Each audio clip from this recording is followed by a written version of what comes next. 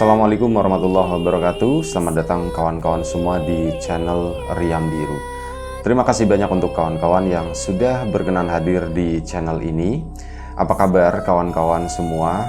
Semoga sehat selalu sekeluarga. Amin. Baik. Kali ini ada satu cerita datang dari Mas Tohari. Mas Tohari di Semarang, cuman sewaktu mengalami kejadian ini, kejadiannya itu bukan di Semarang. Mas Tohari itu daerah Kendal gitu ya, masih deket-deket situlah, nggak jauh-jauh banget. Nah, jadi kejadiannya itu lagi-lagi masih di tahun 90-an waktu itu. Mas Tohari sendiri itu waktu itu masih SMP, kelas 2 SMP, lagi nakal-nakalnya lah intinya seperti itu ya. Jadi udah berani pergi sendiri dari Semarang menuju ke Kendal pakai kendaraan umum gitu ya, itu udah berani. Dan akhirnya pada waktu liburan Mas Tohari itu memang meminta izin, jadi nggak minggat, nggak pergi diam-diam sendiri gitu, tunda. Minta izin sama orang tuanya, Pak, Bu, aku nanti liburan, aku mau main ke rumah Simbah, mau main ke rumah kakek, katanya begitu. Ya orang tuanya nggak masalah, ya udah mau main aja ke sana gitu kan. Tapi aku mau naik angkot, katanya begitu. Aku mau naik kendaraan umum seperti itu. Ya sudah, katanya, kamu berani, katanya. Dan kamu tahu rumahnya kakek? Yo tahu lah, pola aku masih ingat gitu kan. Di sini gitu kan. Oh ya sudah kalau kayak gitu. Ya udah nanti kan nunggu liburan kan. Iya Pak. Makanya aku bilang dari sekarang, kalau nggak boleh ya udah. Tapi kalau boleh ya aku seneng, kata si Mas Tohari. Ya sudah, ndak apa-apa. Laki-laki emang harus berani, kata orang tuanya tuh seperti itu. Udah sana, yang penting kalau bingung, ya cari Pak Polisi atau cari siapa gitulah. Orang-orang yang sekiranya baik, tanya gitu kan. Jangan diem aja, nanti malah tambah jauh nyasarnya, kata bapak. Iya Pak. Waktu pun berlalu sampai akhirnya liburan pun tiba. Hari kedua liburan, itu awalnya sebelumnya itu menjelang libur Mas Tohari itu sempat lupa gitu ya keinginannya tersebut, sampai akhirnya liburan hari pertama dia itu bosen banget di rumah, biasa ketemu sama teman-temannya gitu kan, biasa bercanda, ribut dan sebagainya. Ini tuh aku bengong ya di sini di rumah gitu ya, nggak ada kegiatan apapun. Oh iya, aku kan mau ke rumah kakek gitu. Nah di situ baru muncul lagi semangat lagi. Dan soalnya begini, alasan Mas Tohari main ke rumah kakeknya tuh, soalnya kalau misal dia main ke situ, ke tempat kakeknya, meskipun cuma semalam 2 malam gitu ya, tidak terlalu lama. Libur kan biasanya 1 minggu 2 minggu gitu ya. Nah ini kan kalau cuma sehari 2 hari, nggak masalah begitu ya. Nah kelebihannya apa? Kalau ke tempat kakek, Mas Tohari nanti pulangnya itu pasti dikasih uang. Dan uangnya lumayan cukup banyak lah untuk anak sekecil itu gitu, untuk Mas Tohari. Dan akhirnya itu bikin semangat. Udahlah, iya aku ke rumah kakek aja. Akhirnya apa, ngomong sama orang tuanya, Pak, Bu, aku mau ke rumah kakek, katanya aku mau ke rumah Simbah. Ya sudah, katanya sana. Aku minta uang, Pak. Oh minta uang, katanya. Tak pikir kamu punya uang sendiri, kata si bapak. Enggak lah Pak, aku udah punya uang, aku minta uang Pak. Akhirnya dikasih lah sama bapak gitu ya. Dan kali ini bapak serius, Tohari, kamu laki-laki harus berani. Kamu mau ke rumah kakek sana, tapi satu, beraninya kamu jangan nekat gitu ya. Kamu tahu kan naik apa? Iya Pak, aku tahu Pak, tenang aja, kata si Mas Tohari begitu. Tenang aja, aku tahu, dan ya aku masih ingat rumahnya kakek lah. Oh, sini. Memang benar semua yang disebutin Mas Tohari. Dengan berbekal keyakinan tersebut, akhirnya Mas Tohari pun berangkat ke sana menuju ke rumah kakeknya. Dan di perjalanan semuanya aman-aman aja, tidak ada masalah apapun gitu ya. Sampai akhirnya, singkat cerita, tibalah Mas Tohari di rumah kakek. Ya tentu saja kakeknya tuh kaget, tuh bujange katanya. Oh Tohari, kok tambah gede Ri, katanya. Ya iyalah Mbah, orang dikasih makan gitu ya. Orang rumput nggak dikasih makan aja tambah gede Mbah. Iya sih, cuman lo ngerti gedenya was. Lo suaranya udah berubah. Padahal ya mungkin kakeknya baru berapa bulan yang lalu itu ketemu juga sama Mas Tohari, tapi lebaynya itu bilang begitu. Suara kamu udah berubah, ya mungkin itu ya efek puber atau apa gitu. Itu suaranya jadi lebih ngebas dan sebagainya. Mas Tohari pun merasa bangga dengan itu. Oh yes, memang aku udah gede kali ya. Dan akhirnya sudah Mas Tohari pun di situ. Hari pertama tinggal di sana ya seneng lah, ngobrol-ngobrol sama kakeknya, banyak cerita dan sebagainya. Udah gitu, Mas Tohari itu memang bandel gitu ya. Jadi itu berangkat ke rumah kakeknya itu bawa rokok gitu. Kalau di rumah itu ndak berani. Nah di situ, berani gitu.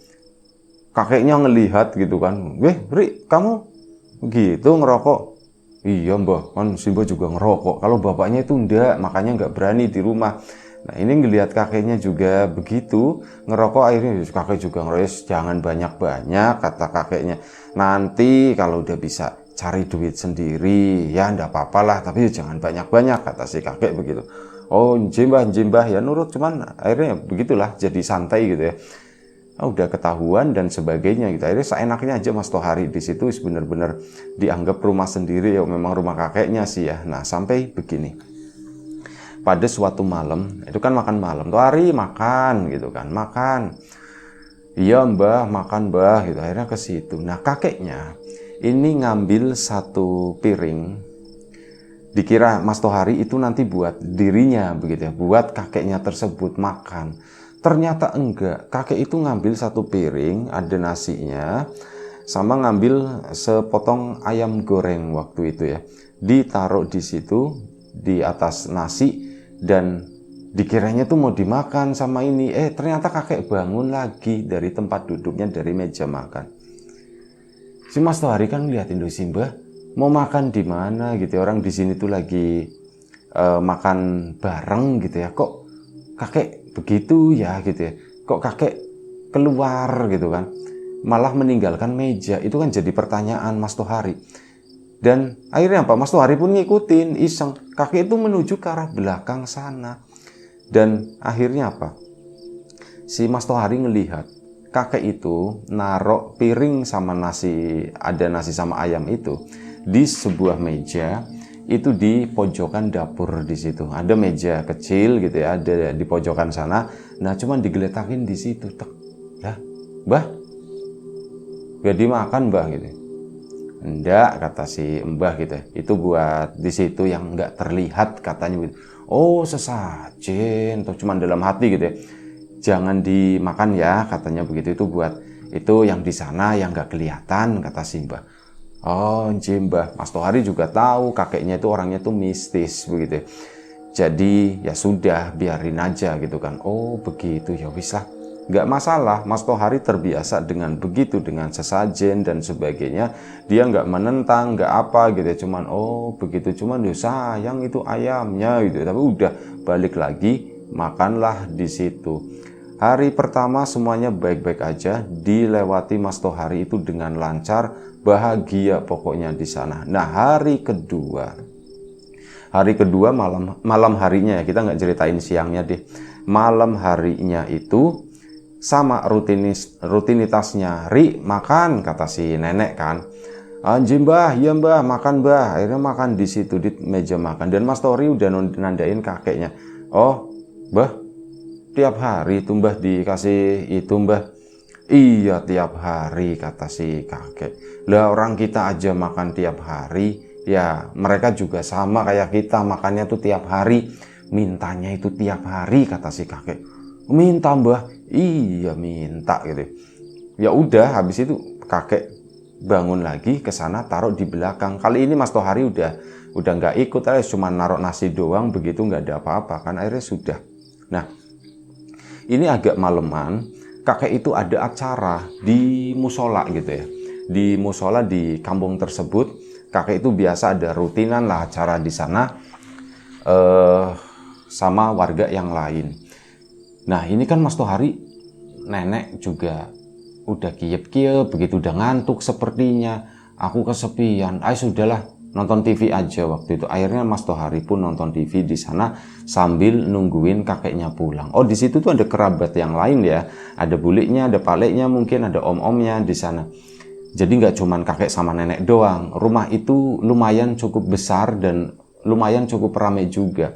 Nah, Mas Tohari malam itu fokus nonton TV sambil leha-lehe gitu kan, nungguin kakek pulang. Ternyata perut itu keruyak-keruyuk. Perutku lapar gitu ya. Kok tiba-tiba lapar begini? Akhirnya apa? Menuju ke meja makan ke sana. Meja makan, tudungnya itu udah dibuka. Lah, tudungnya udah dibuka berarti udah habis semuanya, nggak ada isinya. Dilongok begini beneran. Lah iya, habis semua, nasi ndak ada, lauk ndak ada, cuman ada sisa sambel doang gitu. Ya enggak lah gitu ya. Terus Mas Tohari inget, oh iya, di belakang sana ya, itu kan masih ada nasi sama ayam tadi sore disediain sama kakek gitu kan. Mas Tohari pun akhirnya ke belakang, ditengokin begitu, masih utuh, nggak berubah sama sekali. Terus yang bikin aneh, kata Mas Tohari, kok nasinya tuh masih agak ngebul gitu ya, kok nasinya tuh masih anget, kayak nasi udah ditaruh di luar udah berjam-jam gitu kan. Harusnya kan ya udah dingin, ini kok nasinya masih anget. Akhirnya apa? Mas Tohari ya karena lapar, dia tidak bermaksud tidak menghargai sesajen atau apa. Kondisinya waktu itu tuh lapar dan Mas Tohari tuh terpaksa. Ingat omongan kakek, jangan dimakan ya gitu. Cuman ya, lah orang tergeletak di sini, sayang akunya lagi lapar. Kalau lagi lapar enggak apa-apa kali ya. Akhirnya apa? Diambil ayamnya. Ayamnya diambil, dilihatin sama Mas Tohari. Loh kok ayamnya masih anget begini? Dimakan lah gitu ya. Tak makan aja nyes. Nah begitu dimakan, ayamnya itu rasanya itu beda. Ayam itu tuh hambar. Beda dengan rasa saat Mas Tohari tadi sore makan. Tadi makan itu gurih, asin, enak lah rasa ayam. Ini tuh enggak. Kalau kata Mas Tohari, rasanya itu kayak kapas basah. Nggak ada rasanya, cuman ya anyep gitu ya. Kok begini? Kan udah digigit gitu ya. Udah apa ya bahasanya tuh udah keroak, udah robek itu daging itu. Apa? Ditaruh lagi sama Mas Tohari kan di situ. Brek, ditaruh lagi. Asem kok rasanya begitu ya? Kok aneh? Apa karena sesajen ini ya? Apa udah dijilatin sama setan? Mas Tohari itu mikirnya ke situ ya. Apa ini jangan-jangan makanan udah dijilatin sama setan, jadi saripatinya itu udah diisep gitu ya. Makanya cuma tinggal begitu doang. Pantesan rasanya tuh kok kayak kapas basah, kata si itu. Lah, udahlah kata si Mas Tohari kan. Akhirnya dia balik badan. Begitu dia balik badan, dia itu mendengar. Nah, tadi kan piring nasi itu ada sendoknya. Nah, si Mas Tohari itu mendengar kelentang-kelenting itu antara sendok sama piring yang saling berbenturan gitu. Kayak ada orang makan di belakang situ. Kok kayak ada orang makan? Nengok kan Mas Tohari ke belakang situ. Ada kursi di situ, cuman posisinya itu nggak menghadap ke meja. Posisinya itu di tempat lain. Nah, begitu Mas Tohari nengok, kursi itu udah bergeser ke meja yang ada makanannya. Seolah-olah lagi ada orang makan di situ. Cuma memang sendok dan yang lain itu nggak bergerak. Cuma tadi dia mendengar ada bunyi kelentang-kelenting. Kayak ada orang makan. Ya Mas Tohari kan takut. Kok kursinya udah pindah sendiri? Dia pun bergegas gitu ya. Bergegas masuk ke dalam sana antara dapur sama ruang tengah. Nah begitu sampai di pintu itu, Mas Tohari takut ya. Dia tuh mau menuju ke kamarnya tempat dia tidur. Dia lari dari belakang itu menuju ke kamar. Cuman anehnya tuh apa? Nggak nyampe kata Mas Tohari. Aku itu udah lari, seolah-olah ruangan itu tuh jadi tambah lebar. Aku kok nggak nyampe ya. Aku mau ke kamar, aku mau pulang ke kamar, aku takut. Itu kok nggak nyampe, kok nggak ini gitu. Kok kamarnya jadi jauh banget gitu. Dia tuh ya akhirnya tambah takut, kok bisa seperti ini. Dan yang bikin aneh lagi itu apa? Begitu udah ke sana, Mas Tohari masuk ke kamar, sampai di kamar, zlep, masuknya itu dapur lagi. Ini kayak mirip kayak cerita yang pohon beringin itu ya. Itu ya diputer-puterin. Kok ke dapur lagi gitu kan? Nah begitu ke dapur, Mas Tohari ngelihat ada seseorang lagi duduk di situ, lagi duduk di meja, lagi makan, cuman posisinya tuh membelakangi.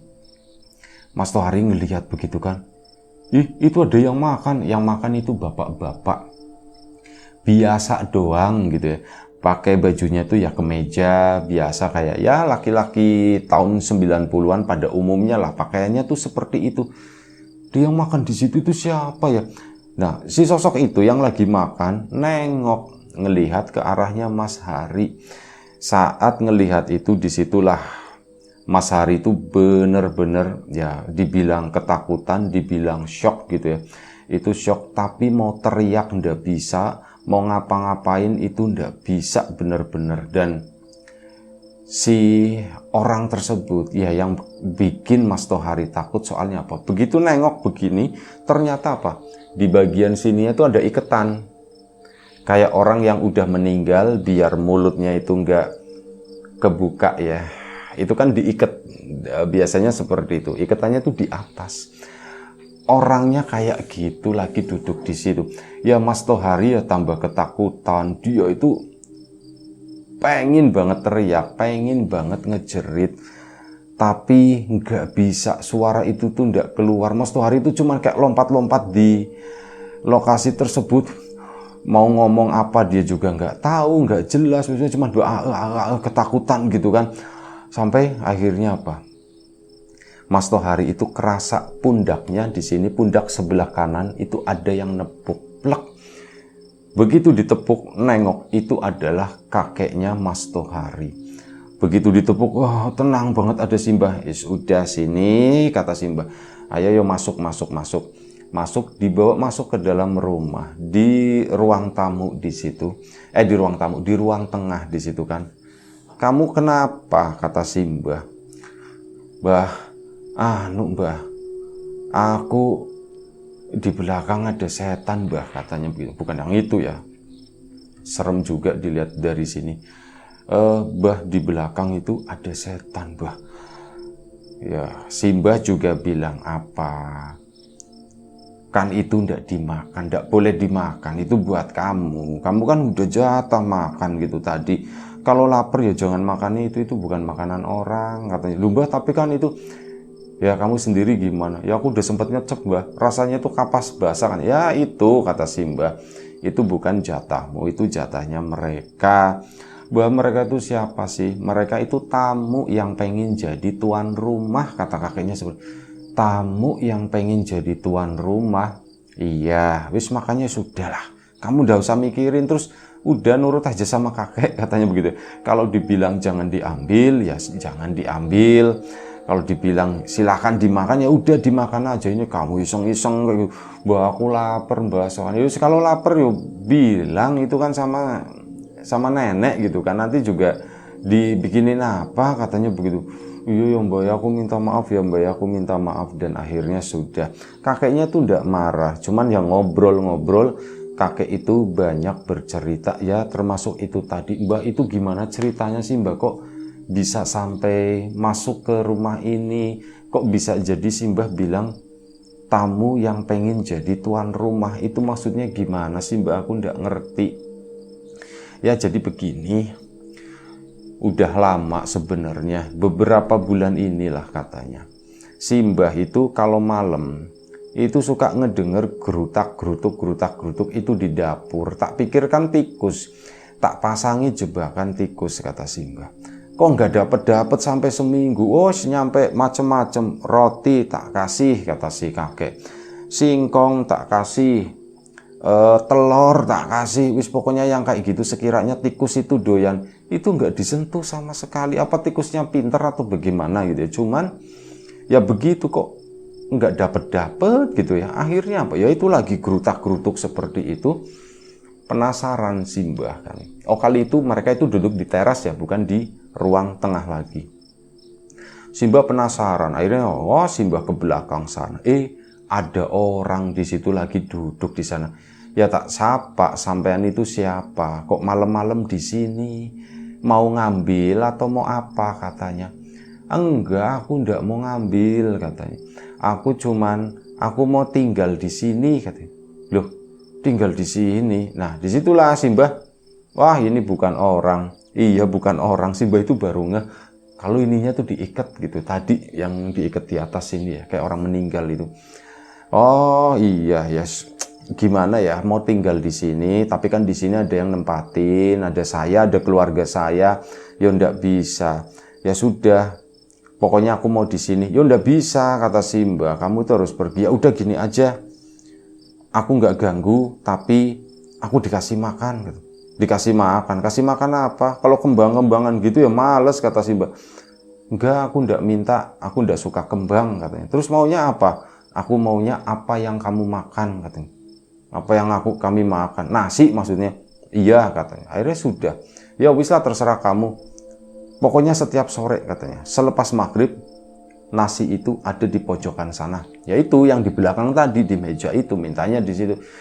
Jadi ya, selama beberapa bulan ini kakek ngasih itu, dan ya memang nggak ada gangguan apapun, cuman ya ini kamu, karena ya mungkin kakek ceritanya nggak lengkap kali ya, makanya kamu jadi digangguin, kamunya jadi penasaran. Mbah, aku sebenarnya nggak penasaran, aku cuman lapar Mbah tadi. Sama aja, katanya gitu kan.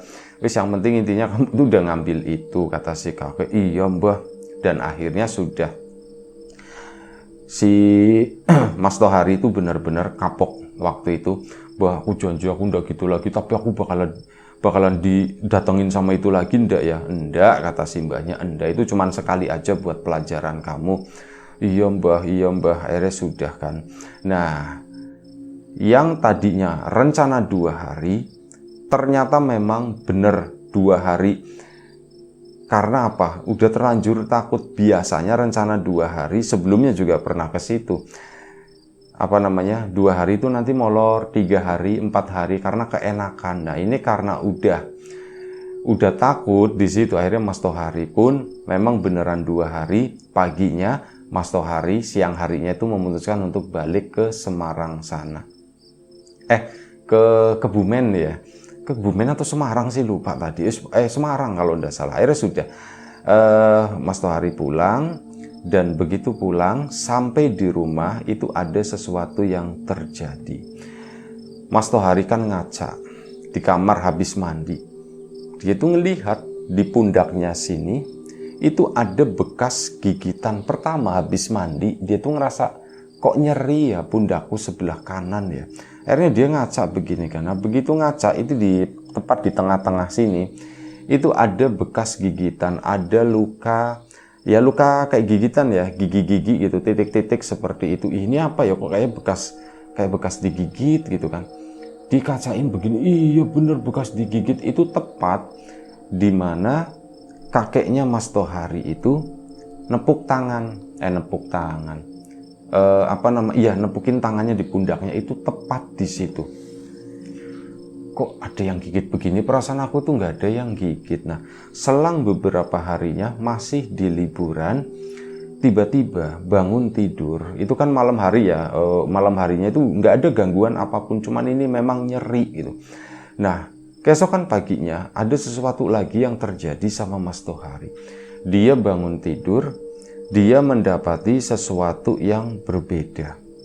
Suaranya Mas Tohari tiba-tiba berubah. Aku kok suaranya jadi berubah begini ya, kok suaraku asing, kata Mas Tohari ya. Dan hal itu disadari oleh ibunya. Ri, kok suaramu berubah ya Ri ya, tadinya kan ngebas gitu ya. Berubah ya Mak ya? Iya Mak, aku juga ngerasa seperti itu, suaraku berubah. Iya, suaramu tuh mirip kayak suara kakek waktu masih muda, katanya. Pelek banget seperti itu, beneran kayak gitu. Wis pokoknya persis, Emak jadi ingat gitu ya, saat kakekmu tuh masih kecil, masih muda, waktu Mak masih kecil, itu suaranya sama persis kayak kamu Ri. Masa sih Mak? Iya beneran, suaranya tuh persis sama kamu kayak gitu. Dan akhirnya sudah, suara Mas Tohari itu berubah dari hari itu sampai sekarang. Itu ndak tahu ya, mungkin pitanya memang pas lagi berubah aja. Dan ya karena memang garis keturunan kadang kan memang ada yang identik gitu ya, ada mirip-mirip gitu ya, suara anak mirip sama bapaknya, atau mungkin ya mirip sama kakeknya atau bagaimana, mungkin kurang lebih seperti itu. Nah itu tadi sampai sekarang suara itu berubah. Dan dapat kabar beberapa hari kemudian kalau kakeknya Mas Tohari itu sakit. Cuman sakitnya nggak tergeletak, bukan sakit meriang seperti itu, tapi ada sesuatu yang ya boleh dibilang lebih buruk gitu ya. Kakeknya mulai, berarti keesokan paginya, tepat di hari yang sama, saat Mas Tohari bangun mendapati suaranya itu berubah. Kakeknya di sana, di tempatnya, di rumahnya, justru apa? Kehilangan suara. Kakeknya ndak bisa ngomong. Kecap-kecap bisa, tapi nggak ada suara sama sekali. Dan kakek itu masih mendengar, mengerti obrolan orang itu seperti apa. Kakek pun menjawab dengan, ya kecap-kecap, tapi nggak ada suaranya sama sekali. Cuman suara angin doang gitu, ngas-ngos keluar, itu hanya seperti itu. Mas Tohari sama keluarga kan akhirnya balik lagi ke sana. Nah, saat di rumah, sebelumnya Mas Tohari itu sempat cerita ke orang tuanya, Bu, aku kemarin waktu di rumahnya kakek, aku ketemu sama setan, aku digangguin sama setan. Setan apa, Ri? Kakek itu kalau sore itu nyediain nasi sama lauknya gitu ya. Waktu itu ayam, tak makan, Bu, Mak. Rasanya tuh kayak kapas basah, katanya begitu. Kapas basah tuh kayak gimana, Ri? Ya ndak ada rasanya, Mak, gitu kan. Cuma nyes-nyes empuk, tapi kok nggak ada rasanya ya. Rasa ayamnya ndak ada, aroma-aroma ayamnya ndak ada, dingin, ya pokoknya ndak enak lah, katanya begitu. Gak ada rasa asin-asinnya sama sekali gitu. Terus gimana? Nah, itu, Mak, waktu itu ya diceritakan semuanya, sampai akhirnya bekas gigitan itu masih ada. Mas Tohari pun ngasih lihat, Mak, ini, Mak, aku juga bingung kok ada yang gigit, kayak seolah-olah aku gigit ayam itu sebenarnya kayak ya ada yang gigit punggungku, katanya ada yang gigit pundakku, seperti itu kata si Mas Tohari. Ri, kok serem kayak gitu sih, Ri? Ya itu dia, Mak, aku juga nggak tahu. Nah, barulah setelah itu dapat kabar kalau kakeknya itu nggak bisa ngomong. Ini dapat kabarnya via apa nggak tahu ya, bisa jadi telepon rumah gitu ya, atau bisa jadi surat, atau mungkin nitip seseorang buat menyampaikan kabar tersebut. Tapi kabar itu tuh begitu nggak mengenakan lah buat keluarganya Mas Tohari tadi. Akhirnya mereka keluar sekeluarga. Mas Tohari juga masih libur waktu itu, balik lagi ke Kendal, ke sana, ke rumah kakeknya. Sesampainya di situ, Mas Tohari itu langsung ngeri. Dia sampai di sana itu malam ya, malam tapi nggak malam banget, sekitar jam 6:30. Ini satu keluarga, Mas Tohari, adiknya, bapak sama ibu. Ada kakaknya Mas Tohari, cuman dia nggak ikut, dia itu ada keperluan lain. Nah, sesampainya di rumah kakek, Mas Tohari dan keluarga, tapi Mas Tohari doang yang ngelihat, itu disambut bukan oleh kakeknya, bukan oleh neneknya, melainkan sama seseorang yang Mas Tohari itu kenal, cuman ya kenalnya ya begitu, dia itu bukan orang. Jadi di sisi kanan rumah, bagian depan di situ, itu di samping yang belakangnya tuh kebun gitu ya, itu ada seorang pria berdiri di sana, tangannya itu dikebelakangin begini, lengkap dengan iketan yang ngikat kepalanya itu ya. Itu ngeliatin dari arah samping rumah, Mak, itu, Mak, orangnya, Mak, yang dikasih sama kakek. Ya ini bapak sama ibunya, mereka nggak ada yang lihat. Mana, Ri? Nggak ada yang nggak ada yang ngelihat gitu. Itu, Mak, di situ, Mak, di pojokan depan rumah sebelah kanan itu, Mak. Aku nggak boleh nunjuk, katanya begitu kan. Enggak, udah dari masuk. Akhirnya kulon nuwun, masuklah mereka semua ke situ, dan kakek itu kondisinya itu secara fisik sehat. Tapi itu nggak ada suara yang keluar dari mulut kakeknya. Kakeknya pun berusaha menjelaskan, cuman ya kecap-kecap begitu doang. Mas Tohari pun ngeliatin, mencoba memahami gitu. Ini kakek itu lagi ngomong apa sih ya? Mau ketawa, takut dosa gitu ya, orang tua lagi sakit seperti itu. Cuman kata Mas Tohari, ini ya memang agak-agak lucu, kakek itu kecap-kecap sendiri begitu. Nah, akhirnya karena bingung itu tadi, Mas Tohari mungkin karena udah nggak tahan ya, Mbah, aku mau nanya, Mbah, katanya. Apa gitu ya, cuman ngecap doang, apa gitu, mau nanya apa, seolah-olah ngomong seperti itu tapi nggak ada suaranya. Mbah, setan yang itu gimana Mbah katanya. Si kakeknya itu matanya tuh membelalak gitu ya, kayak kaget. Kasih isyarat, jangan katanya, jangan ngomongin itu, kata si kakek. Jangan ngomongin itu. Loh, kenapa Mbah? Oh, merinding. Wih, mungkin karena dingin kali ya. Jangan ngomongin itu, jangan ngomongin itu. Kenapa Mbah? Wih, pokoknya jangan gitu. Kakek itu kayak ketakutan dan badannya itu sampai gemeteran gitu waktu itu. Dan akhirnya keluarga itu pada panik ya. Nah, sesuatu yang mungkin sebelumnya dianggap remeh oleh keluarganya Mas Tohari, kali ini dianggap serius. Jangan-jangan hal ini itu ada hubungannya sama kakek, ada hubungannya sama sosok yang dilihat oleh Mas Tohari di belakang itu. Kakek pun ditenangin gitu kan, Mbah tenang. Akhirnya sudah, kakek pun mulai tenang lagi. Ya kasihan, kakek juga mukanya kelihatan stres sepertinya. Hal itu kan udah nyebar ya ke para tetangga.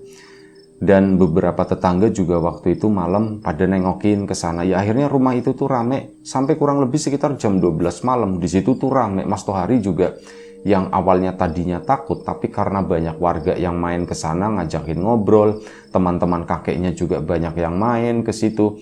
Suasananya itu jadi nggak terlalu menakutkan banget. Dan waktu itu kan Mas Tohari udah kehilangan momen makan malam ya, karena udah selesai. Dan mereka menginap di sana malam itu. Mas Tohari tidur gitu kan seperti biasa, cuman tidurnya itu rame-rame sama bapak juga, jadi nggak ada rasa takut dan sebagainya. Keesokan paginya beraktivitas ya nggak ngapa-ngapain di situ kan ya, karena lagi nengokin kakek yang seperti itu, kondisinya itu lagi sakit. Nah, malam harinya ini ternyata ritual tadi ngasih sesajen, makanan apa yang dimakan oleh kakek dan keluarga untuk disisakan satu piring untuk yang di pojokan sana masih dilakukan. Kakek pun ngambil gitu kan, cuman kali ini tidak terlalu banyak, sama lauknya apa beberapa, terus dibawa ke belakang. Begitu dibawa ke belakang, Mas Tohari itu kan ngikut, dia itu ceritanya tuh ngintip gitu. Begitu ngintip baru ngelongok begini, di belakang itu ada dua orang. Yang satu kakeknya, yang satu si sosok tadi. Dan si sosok itu tahu kakek kan bawa makanan, bawa piringnya, masih dipegang. Si orang itu, si laki-laki yang ininya diikat itu, setannya gitu ya, itu tangannya masuk ke mulut kakeknya, bener-bener masuk, glek-glek, terus dikeluarin, ngambil sesuatu dimakan sama si sosok tadi. Kayak gitu terus dimakan, jadi kayak ngambil makanannya itu dari mulutnya atau tenggorokan kakeknya di situ. Mas Tohari ngelihat itu kan shock, dia langsung lari ke sana, ke depan gitu, gedebak-gedebak, untung ketemu bapaknya. Ri, mau kemana? Pak, di belakang ada setan Pak. Itu si Mbah kasihan. Seperti itu. Nah, ini yang lagi pada makan di meja makan pun ya pada bangun semua, nyusulin ke belakang situ. Nah, Mas Tohari ini tanpa sadar, dia itu lari keluar dari rumah. Dia benar-benar gak inget sama sekali. Yang keinget itu dia ketakutan. Dia pun akhirnya lari keluar rumah, gak tahu arah tujuannya kemana. Sampai akhirnya dia baru nyadar dia itu berada di kayak semacam kebun, kayak semacam hutan seperti itu. Gelap yang jelas, tapi di sana-sana itu ada cahaya-cahaya dari lampu warga di situ ya, itu kelihatan. Cuman aku posisinya di mana, aku di mana. Mas Tohari pun akhirnya berusaha keluar dari tempat tersebut. Sampai akhirnya dia berusaha keluar, cuman kok nggak nyampe begitu ya, perasaan rumah warga itu yang ada lampunya itu jauh banget. Terus ke sana mendekat sampai ada yang manggil dari belakang. Tohari, ada yang manggil. Mas Tohari kan nengok, suaranya itu kayak suara kakek persis. Suaranya kayak kakek persis. Nengok ke belakang, ke sana. Oh iya, jadi begini ya. Mas Tohari kan kehilangan suara. Mas Tohari kan ganti suara. Di situ di rumah neneknya pun dibahas, kok suaranya kayak ini ya, kayak Mbah dulu waktu masih muda. Itu kayak ada yang mikir suaranya si Mbah itu dipindah ke Mas Hari. Karena Mas Hari udah punya kesalahan seperti itu, dia udah digigit. Kalau nggak ada yang buat ngegantiin itu, artinya nanti Mas Tohari itu bisa diambil. Intinya begitu ya. Nah, ini dia berusaha keluar dari hutan tadi kan. Nah, begitu mau keluar, ada yang manggil Tohari gitu. Suaranya itu suara kakek persis. Mas Tohari kan nengok, isi Mbah. Begitu nengok ke belakang sana, itu bukan si Mbahnya, merupakan si laki-laki yang tadi, setannya itu. Dan dia itu bawa piring. Ri, ini kamu makan, ini jatahmu, kata si itu. Mas Tohari nggak jawab apa-apa, dia langsung lari pergi ke sana sambil teriak-teriak. Dan untungnya waktu itu ada yang mendengar teriakannya Mas Tohari. Weh, siapa itu? Gitu kan. Tolong, tolong, tolong. Tetap tolong gitu. Dan akhirnya beberapa warga pun mendekat. Ketemulah Mas Tohari di sana. Akhirnya dibawa pulang ke situ kan. Ini Mas Tohari itu bikin heboh lah intinya di sana. Dibawa pulang ke rumah kakeknya di situ. Dan kakeknya pun udah balik normal, makan seperti biasa. Keluarga juga tadinya lagi makan dan mereka itu nggak menyadari semuanya kalau Mas Tohari itu nggak ada. Begitu ada keributan, baru keluarganya itu bangun, bapaknya, ibunya, kakek, neneknya itu pada bangun semuanya. Loh, ada apa? Ada apa? Ini Tohari. Hah? Tohari? Pada bingung kan? Duh, bukannya Tohari tadi lagi makan? Gak ada yang aku nggak makan, orang aku di luar gitu. Intinya seperti itu. Dan yang disadari oleh keluarganya Mas Tohari waktu itu, makan malam itu, Mas Tohari itu duduk di sana, duduk sama mereka. Dan Mas Tohari yang asli itu justru lagi keluar. Ya ketemu sama sosok itu, Ri, ini jatahmu, ini makananmu, kamu makan. Itu seperti itu. Dan Mas Tohari pun mulai berpikir, omongan kakek, tamu yang mau jadi tuan rumah, apakah hal ini sudah terlaksana ya atau belum ya? Sosok tadi pendatang, dan kali ini kalaupun memang benar, artinya dia udah jadi tuan rumah. Karena apa? Dia udah makan bareng keluarga di situ. Jangan-jangan dia bukan tamu lagi, dia udah jadi tuan rumah. Oh, Mas Tohari kan jadi makin takut. Akhirnya diomongin semuanya sama bapak. Tolong, apa yang aku alami ini serius, kata Mas Tohari. Bukan main-main. Ini tuh serius, Pak. Ini tuh medeni, Pak. Ini tuh nakutin. Ini ada hubungannya sama kakek mungkin. Kenapa kakek kehilangan suara? Kenapa suaraku berganti suaranya kakek? Ini mungkin begini, aku melakukan kesalahan yang gak bisa dimaafkan. Ada sesuatu yang mau diambil dariku, entah nyawaku, entah apa gitu ya. Cuman apa? Kakek itu menukar. Aku mungkin yang diambil suaraku, dan kakek menukar suaranya untuk aku tetap bisa ngomong. Makanya suaraku seperti suara kakek kayak yang dulu gitu ya. Dan kakek kehilangan suara. Loh, kenapa kamu berpikir seperti itu, Ri? Aku ada bekas gigitan. Aku ndak pernah digigit siapapun. Dan di sini itu aku ingat banget. Ini yang ditepuk sama kakek justru. Kok malah bekasnya gigitan? Wis pokoknya aku mikirnya ke situ, aku mikirnya ke situ. Mas Tohari sendiri juga ndak tahu kenapa kok dia bisa berpikir sejauh itu. Dan ya, mereka yang ada di sana ndak bisa ngapa-ngapain begitu ya. Terus mau gimana lagi? Kata Simbah pun akhirnya ya dengan susah payah gitu. Sudah, ndak apa-apa, ndak usah diributin. Simbah seperti ini, Simbah ridho, Simbah udah nggak mikir yang gimana-gimana. Udah, ndak apa-apa, ndak usah diributin, ndak usah diributin. Akhirnya ya sudah, semuanya dibikin tenang dalam ketegangan. Malam-malam selanjutnya itu benar-benar menakutkan lah buat si Mas Tohari itu. Meskipun sosok itu udah nggak mengganggu dia lagi gitu ya. Dan beberapa hari di sana akhirnya Mas Tohari pun balik lagi ke Semarang sana. Dengan kondisi kakek yang memang sampai meninggal, kakek itu nggak bisa ngomong. Dan Mas Tohari itu suaranya sampai sekarang, itu ya suara kakeknya waktu masih muda. Itu aja.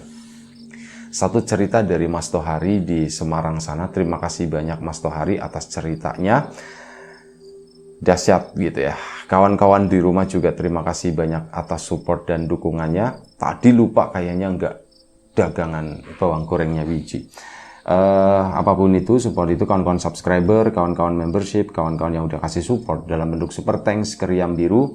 Terima kasih banyak. Kawan-kawan yang udah ngasih like, udah nge-share ke yang lainnya, kawan-kawan yang udah ninggalin komentar juga, terima kasih banyak. Kawan-kawan yang sudah memesan bawang gorengnya Wiji, tentu saja terima kasih banyak. Untuk yang belum sempat memesan, ditunggu pesanannya. Dan ya, doa terbaik dari kami untuk kawan-kawan semua, semoga selalu diberi kemudahan dalam hal apapun, termasuk kemudahan dalam hal rezeki. Yang sakit segera diberi kesembuhan, yang sehat tetap dijaga kesehatannya. Baik, sampai jumpa di episode selanjutnya. Riam Biru, jaga kesehatan kawan-kawan semuanya. Assalamualaikum warahmatullahi wabarakatuh.